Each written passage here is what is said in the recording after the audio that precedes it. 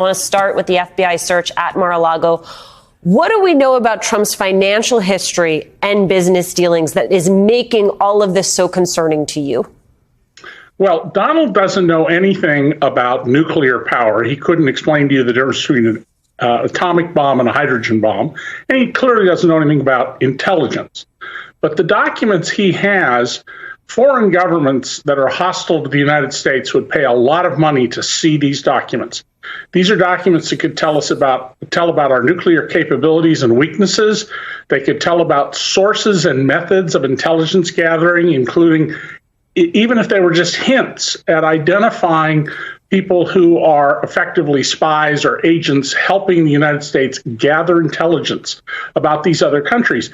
And Donald would have, frankly, no shame whatsoever about taking money for these things. He was, after all, for years involved up to his eyeballs with a major international cocaine trafficker for whom he did extraordinary favors. That's all in the public record. It's all laid out in The Making of Donald Trump that came out 6 years ago. So I think the concern is, did Donald intend, or worse, seek to profit from these documents that otherwise would be meaningless to him as an individual? That is, of course, one question in a series of questions. But speaking of sort of the lack of shame, Trump's Save America PAC sent a fundraising email urging people to stand with Trump during this time. A fundraising email in this moment. I mean, really just no opportunity wasted to raise money. It's exactly right. I mean, Donald's father, who was himself a big cheat, ripped off the taxpayers in a single deal for around $40 million in today's money, taught him that all that matters is that you get the money. And then his second father, the notorious Roy Cohn, taught him how to evade responsibility, always attack law enforcement, always deny, never give an inch, even if they've got you cold. And that's all served Trump very well up until now. Yeah. One of the other big stories this week, you had Trump pleading the fifth more than 400 times in his deposition with the New York AG. He is within his right to plead the fifth. This is a civil case. Would there be a legitimate reason, given what you know about Trump's business dealings, especially considering the relationship of this civil case to other criminal investigations? Oh, absolutely. Now, I'm not a lawyer, but I've taught law for many years at Syracuse University's College of Law.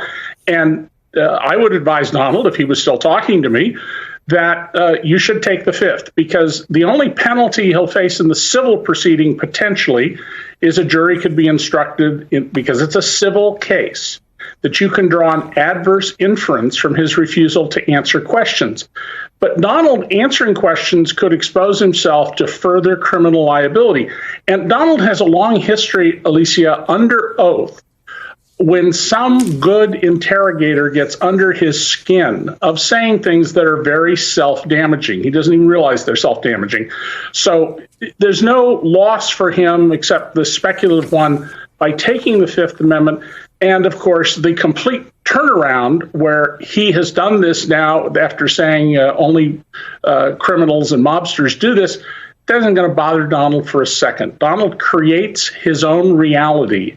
And so whatever he's doing at the moment, that's perfectly okay. That's the right thing to do. I mean, after all, this is a man who calls himself a Christian. And when asked, well, when did you last ask God for forgiveness, which all Christians do continually if they're truly faithful, he said, well, never in my life. Well, why would I? I've never done anything that requires forgiveness.